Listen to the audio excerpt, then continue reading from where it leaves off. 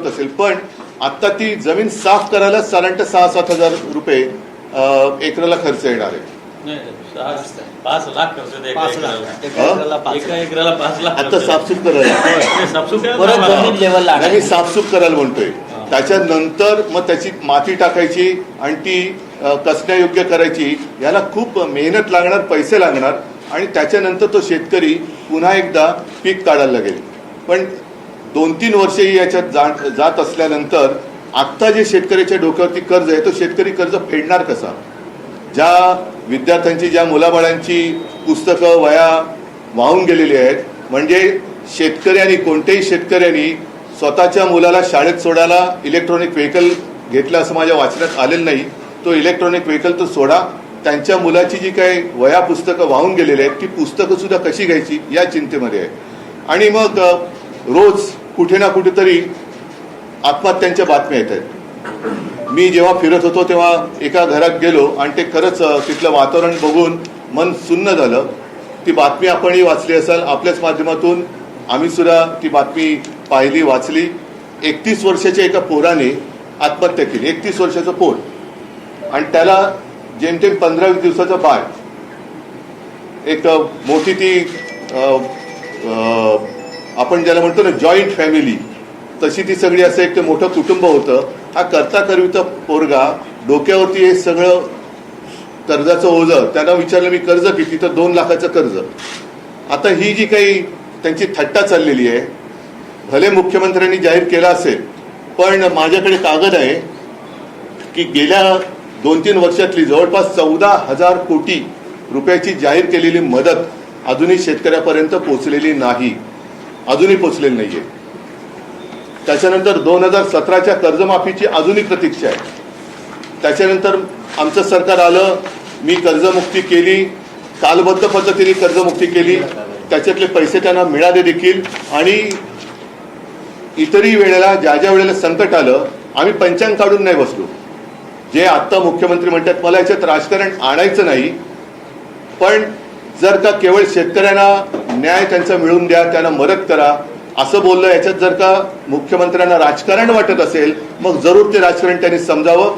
याचं कारण आपणही बघितलं असाल की मुख्यमंत्री तिथे गेल्यानंतर ज्या शेतकऱ्यांनी मदत नेमकी कधी आणि किती करणार एवढं विचारल्यानंतर ते बाबा राजकारण करू नको आणि त्याच्या मागे पोलीस लागले.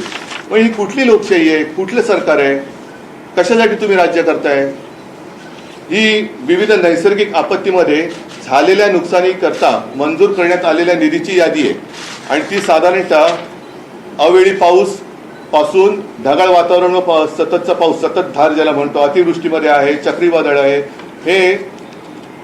हे साधारणतः मार्च 23 पासून गेल्या काही वर्षातली आहे.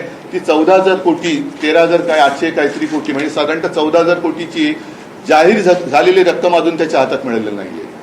आणि म्हणून आमची मागणी अशी आहे की या शेतकऱ्याला सरसकट कर्ज मुक्त केलं पाहिजे.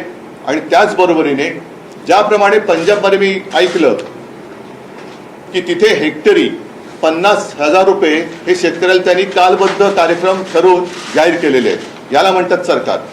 तसंच महाराष्ट्रामध्ये सुद्धा एक आहे ना, पंजाबमध्ये 1600 आणि हिमाचलला 1500 कोटीची मदत पंतप्रधानांनी केली, अजूनही आपल्याकडे केलेली नाहीये.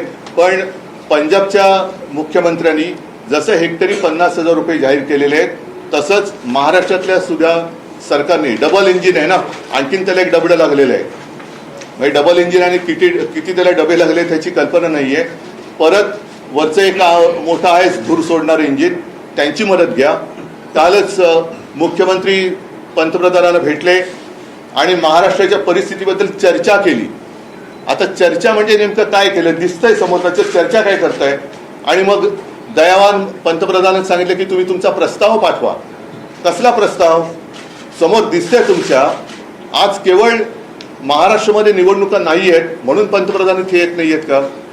बिहारमध्ये निवडणुका आहेत म्हणून पंतप्रधानांनी बिहारमध्ये आत्ताच निवडणुकीच्या पार्श्वभूमीवर तिथल्या महिलांची मतं मिळवण्यासाठी 10,000 रुपये त्यांच्या खात्यात केंद्राकडनं टाकलेले.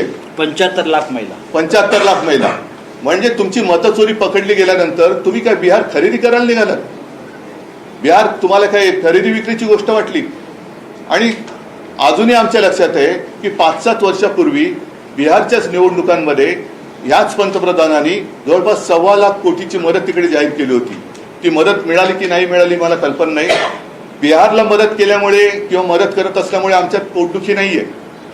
पण ज्या महाराष्ट्राने तुम्हाला तुमच्या मते भरभरून मतदान केलं तो महाराष्ट्र, त्या महाराष्ट्रातला शेतकरी आज संकटात असताना तुम्ही प्रस्तावाची वाट बघताय.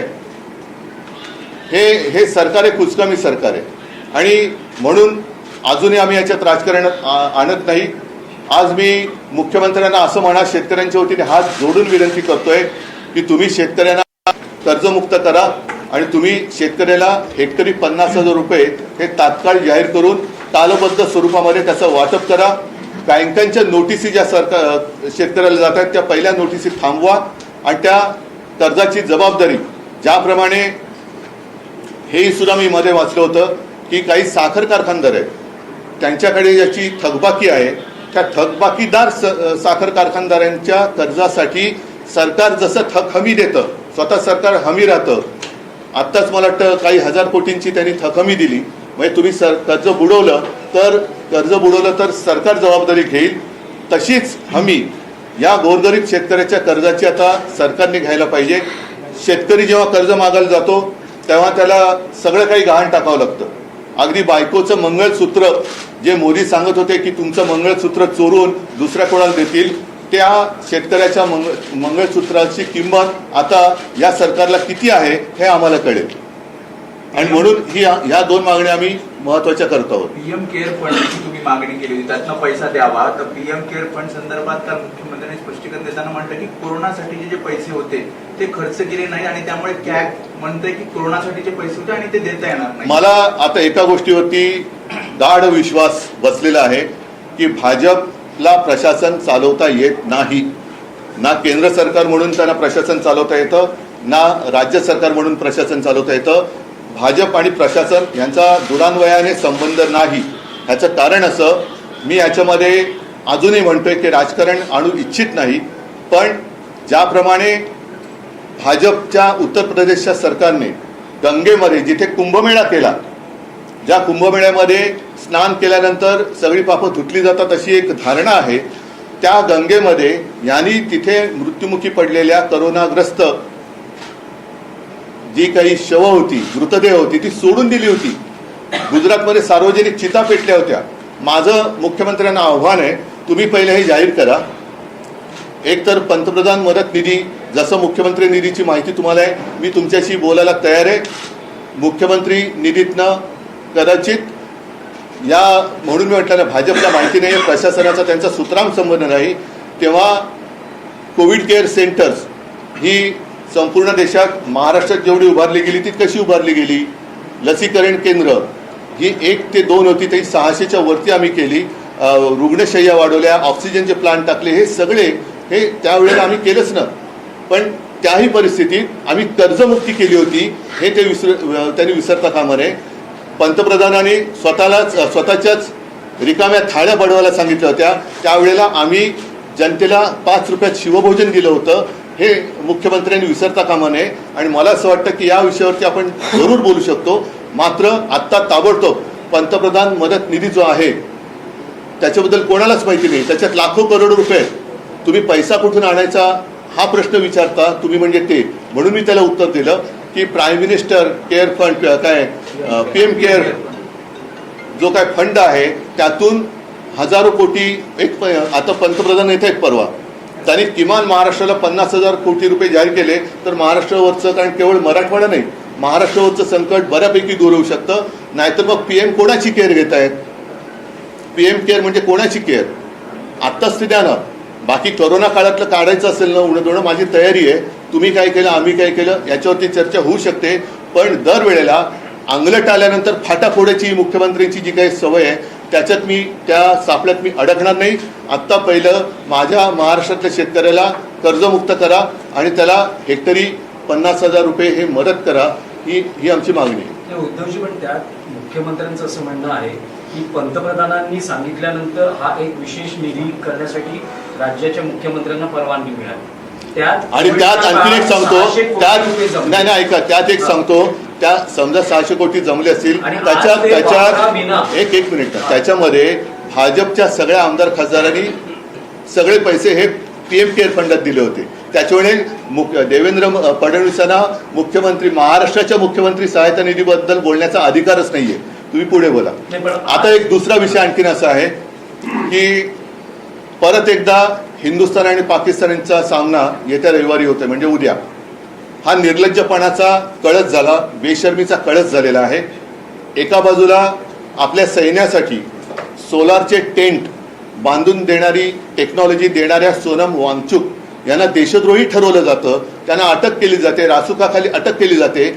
आणि जो देश आपल्या देशामध्ये आतंकवादी घुसवतोय म्हणजे खरे अतिरेकी ज्यांना जे घुसवत आहेत त्यांच्याबरोबर हे क्रिकेट खेळत आहेत, हे यांचं देशभक्तीचं ढोंग आहे.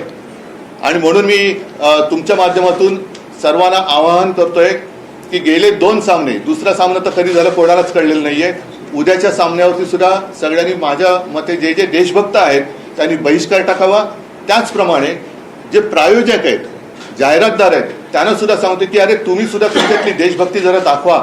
तुमची उत्पादनं ही आपल्या देशात होतात, तुमच्या उत्पादनासाठी सगळ्यात मोठी बाजारपेठ ही आपला देश आहे. त्याच्यामुळे तुम्ही सुद्धा देशाचा जो शत्रू आहे त्याच्याबरोबर खेळण्याच्या सामन्यामध्ये कुठेही स्पॉन्सरशिप देऊ नका, हे मी त्या प्रायोजकांना सुद्धा आवाहन करतोय. सर, आज नाशिक कोर्टाच्या इमारतीचा उद्घाटन सोहळा झालाय. भूषण गवई त्या कार्यक्रमाला होते. त्याचं ज्यावेळी भूमिपूजन झालं त्यावेळी तुम्ही मुख्यमंत्री होतात आणि पुन्हा भेटू